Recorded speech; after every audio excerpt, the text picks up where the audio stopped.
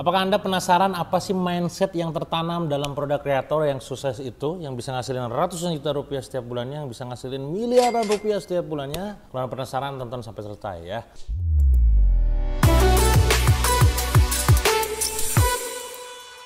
Selalu berawal dari mindset kita. Sebagaimana yang sering saya sampaikan, ubah mindsetnya, berubah omsetnya. Sekali lagi saya ulangi, ubah mindsetnya, berubah omsetnya. Maka kalau kita pengen mengubah omset yang kita hasilkan setiap bulannya, maka harus pertama kali adalah ubah mindsetnya dulu. Mungkin ada yang salah dari mindset kita. Bukan dari cara kita berjualan, bukan dari strategi kita pada saat launching, bukan dari teknis copywritingnya, tapi dari mindsetnya terlebih dahulu. Nah, maka ketika saya ditanya, apa sebenarnya mindset yang perlu diinstal, perlu ditanamkan, perlu dimiliki oleh seorang product creator yang sukses, yang bisa ngasilin di angka ratusan juta bahkan miliaran, maka beberapa poin menjadi sangat penting. Pertama, yang menurut kita biasa, bagi orang lain itu luar biasa.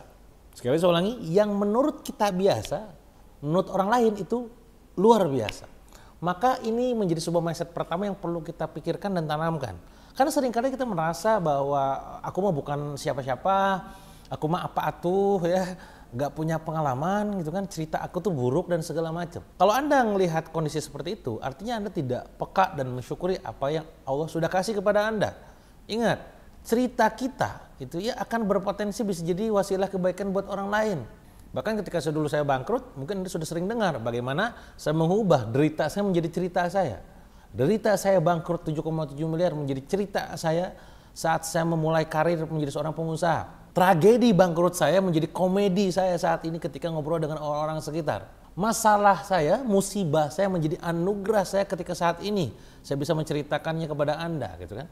Nah, maka sekali lagi, Anda jangan ngerasa bahwa aku mah gak punya pengalaman. Justru disitulah Anda bangun pengalaman. Aku tidak bisa ngajar, disitulah Anda justru membagikan pengalaman Anda. Anda tidak sedang mengajarkan, Anda hanya sekedar berbagi pengalaman saja. Jadi mindset pertama yang harus diinstal adalah menurut Anda mungkin biasa, tapi menurut orang lain luar biasa. Pun ketika saya melunasi utang, mungkin bagi sebagian orang itu wow keren, luar biasa. Menurut saya bisa aja gitu. Jangan samakan kantong Anda dengan orang lain gitu ya. Dan bisa jadi orang lain itu kehidupan kita saat ini adalah kehidupan yang diidam-idamkan sama orang lain. Bisa dipahami ya? Nah, ini poin pertama. Menjadi seorang product creator perlu memaknai kebersyukuran Anda punya pengalaman, kompetensi, cerita, kejadian, apapun yang terjadi pada Anda. Kedua adalah setiap produk ada jodohnya. Ketika Anda buat sebuah produk digital, katakanlah e-book, e-course, ataupun webinar, ataupun kelas online, ataupun template, ataupun apapun itu, printable dan segala macam gitu ya, desain gitu ya. Bahwa ketika Anda nggak laku gitu ya, Anda jangan patah hari dan patah arang. Langsung tiba-tiba, oh tuh kan saya mah bener nggak laku. Udah capek-capek saya syuting e-course, berjam-jam, edit berjam-jam. Laku cuma 3, nah kan mulai. Sabar, tenang. Setiap produk ada jodohnya. Tinggal pertanyaannya adalah, apa yang salah dengan cara Anda berjualan? Mungkin di produknya sendiri yang memang itu tidak market fit. Mungkin dari produknya yang Anda tidak menyuntikkan ruh Anda sendiri ke situ. Tidak ada energinya gitu kan. Atau mungkin strategi promosi yang kurang ya. Atau launchingnya yang nggak jelas gitu. Nah, ini evaluasi. Tapi prinsipnya adalah setiap produk ada jodohnya. Anda jangan khawatir itu saingan saya Kang, dia followernya jutaan. Saingan saya Kang artis, saingan saya kan influencer. Saingan saya kan, wah udah gak usah mikir itu. Setiap produk ada jodohnya dan setiap rezeki sudah tertakar tidak mungkin tertukar. Itu nomor 2. Nomor 3 kawan-kawan, seandainya, sekali lagi, seandainya ditolak, next lanjut cari orang lain yang beruntung. Maksudnya gimana Kang? Kemungkinan Anda nanti pada saat menawarkan di audiens Anda atau lewat chat, Japri bro mau gak nih segala macam gitu ya, melas-melas. Atau posting dimanapun, akan ada orang yang nolak Anda. Mungkin karena mereka tahu kehidupan Anda sesungguhnya kayak gimana. Alah, lu gue tahu gitu kan. Atau mungkin mereka skeptis dengan apa yang Anda tawarkan. Gak mungkin gitu ya. Tapi tenang aja. Prinsip nomor 2 tadi adalah setiap produk ada jodohnya. Nah, maka berikutnya adalah kalau ditolak, next lanjut cari siapa orang beruntung mendapatkan value dari produk Anda tersebut. Maka di sini poinnya adalah apa? Jangan baperan. Anda terjun ke dunia digital gak boleh baperan. Anda bikin konten di Instagram, bikin konten di Facebook. Wow, storytelling panjang lebar. Yang komen cuma 3. 1 pasangan Anda semangat Abi gitu ya, semangat Umi gitu kan. Yang kedua adalah reseller Anda gitu ya, atau affiliate Anda, kalau Anda mau beli bisa ke saya juga. Yang ketiga orang yang nyinyir gitu. Cie jualan dulu cie. Ini Anda kalau orang yang baperan, sialan nih orang itu. Berhenti di situ langsung. Ini adalah produk affiliate, produk kreator saya, produk digital saya pertama dan terakhir. Kan baper ya. Nomor 4 teman-teman semua, Anda perlu melakukan inovasi. Maka prinsipnya adalah mindsetnya inovasi atau mati. Maka tugas kita sekarang ketika orang lain melakukan sebuah riset atau karena bikin produk melakukan ABCDE, maka Anda pikirkan apa yang Anda lakukan bisa sampai ke ABCDE, FGHI gitu. Apa yang berbeda dibandingkan yang lain? Sedikit beda lebih baik daripada sedikit lebih baik. Sedikit lebih beda, lebih baik daripada sedikit lebih baik. Maka Anda coba cari perbedaannya. Oh, dia mah oke followernya gede, tapi saya yakin dia mah gak punya waktu untuk bimbing. Nah, Anda bikin grup khusus after salesnya akan dibimbing misalkan. Contoh saya adalah orang yang kalau bikin sebuah grup, kalau after sales itu tidak ada waktu by the way untuk bisa ngecek itu grup. Kenapa? Lah brand gue 41 brand. Sombong amat. Saya punya bisnis, bukan yang nganggur bahasanya gitu kan. Mungkin mereka yang sekarang main di produk digital itu doang, ya kerjanya itu doang, sehingga ada waktu. Ya cuman itu ngurusin grup gitu kan. Bernarasi, ketemu orang, ya karena emang kerjanya itu. Lah gue ini pebisnis pak, gitu kan. Nah itu kelemahan saya kan akhirnya. Nah Anda pada saat nganalisa DWK Prayoga, oh kelemahan si Kang Dewo waktunya nggak ada. Nah kelebihan saya adalah saya nganggur ya. Maka saya akan terjun ke grup-grup, akan saya sapa satu-satu mention. Masya Allah puja-puji gitu kan. Nah itu memang kerjaannya gitu. Nah itu silakan dijadikan sebagai kekuatan. Sementara saya adalah jadi kelemahan. Nah maka tugas Anda adalah Anda melakukan sebuah mapping strategi apa kelebihan Anda, yaitu menjadi diferensiasi Anda dan itu menjadi inovasi Anda. Kalau begitu Anda bakal mati ditelan sama kompetitor. Berikutnya adalah mindset berikutnya. Yang perlu diingat di kepala kita adalah sebagaimana yang sering saya sampaikan adalah sharing dahulu, selling kemudian akan tercipta yang namanya reciprocity ataupun timbal balik. Pada saat Anda bikin sebuah konten, terutama di sini adalah produk yang nanti akan Anda jual. Kalau Anda sharingnya rutin tanpa menunggu Anda mau launching, akan terbentuk dalam benak orang lain bahwa Anda adalah orang baik, Anda orang yang punya value. Sehingga pada saat orang lain dijualin, Anda ngejualin mereka, yaudahlah gue beli gitu, karena kamu baik gitu. Beda cerita kalau misalkan Anda sharingnya hanya ketika mau launching. Itu namanya modus. Alah, paling mau launching. Nah, kan? Nah maka mindset ini yang perlu ditanamkan sedari awal, maka dalam tanggal 1 sampai tanggal 30, default Anda adalah sharing konten, giving value, not selling. Beda kalau mindsetnya adalah jualan. 1 sampai 30 setiap bulan, every day is selling day. Nah ini yang masalah. Kapan sharingnya? Ini adalah rahasia yang saya lakukan dari tahun 2014 sampai hari ini, kawan 10 tahun.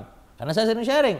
Apakah Anda nonton video saya ini adalah bayar? No, gratis. Benar nggak? Video saya di YouTube lebih dari 500 tahu saya. Tonton gratis. Ketika ada orang nyinyir saya kan, Kang Dewa kalau memang udah kaya, udah sukses ya bagiin dong gratis. Ini gratis. Pas dikasih gratis protes gak ditonton. Disuruh bayar juga protes. Saya emang mentalnya kismin gitu ya. Bukan Anda, tenang, orang lain ya. Itu poinnya teman-teman semua. Jadi ayo sharing dahulu, selling kemudian, tapi sharingnya dibanyakin. Nanti pada saat launching baru selling. Paham ya? Mindset berikutnya yang juga perlu kita install di kepala kita adalah learn before you earn. Sekali lagi, learn before you earn.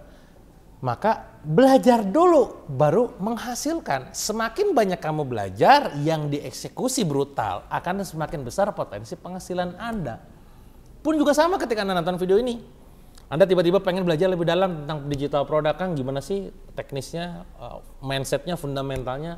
Saya pengen belajar dong, tenang aja. Ya, saya sudah siapkan e-book khusus. Silakan Anda waiting list dulu aja di link yang ada di sini ataupun di kolom deskripsi dan juga pin komen gitu kan.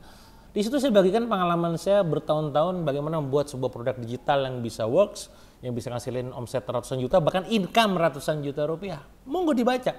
Talan aja itu ya, itu pengalaman saya dan harganya juga gak seberapa. Gak akan nyampe 300 ribu, gak akan nyampe 200 ribu malah bisa jadi ya. Nah itu poinnya. Jadi sekali lagi tugas Anda adalah memastikan ya Anda terus belajar. Dan setelah belajar mempraktekannya di dalam lapangan, di lapangan dieksekusi harian gitu kan. Karena semakin Anda banyak belajar, semakin banyak menghasilkan. Itu poinnya. Nah terakhir adalah mindset yang perlu kita install adalah kalau nggak yakin bakal laris, maka nggak usah rilis. Termasuk juga apa yang saya sampaikan dalam e-book saya yang berjudul 100 juta per bulan dari produk kreator. Di situ saya ajarkan tentang strategi launchingnya seperti apa. Walaupun Anda akan keluar mungkin budget di angka 100-200 maksimal mungkin 300 ribu gitu kan. Tapi itu setidaknya memberikan gambaran framework di kepala bahwa oh gini tuh launching produk digital. Ini yang harus diperhatikan. Ini yang harus kita persiapkan. Itu semua dipikirin gitu, gak ngasal. Daripada Anda ngasal bikinnya, udah capek nulisnya bikin e-book, syuting berhari-hari, ngedit berjam-jam.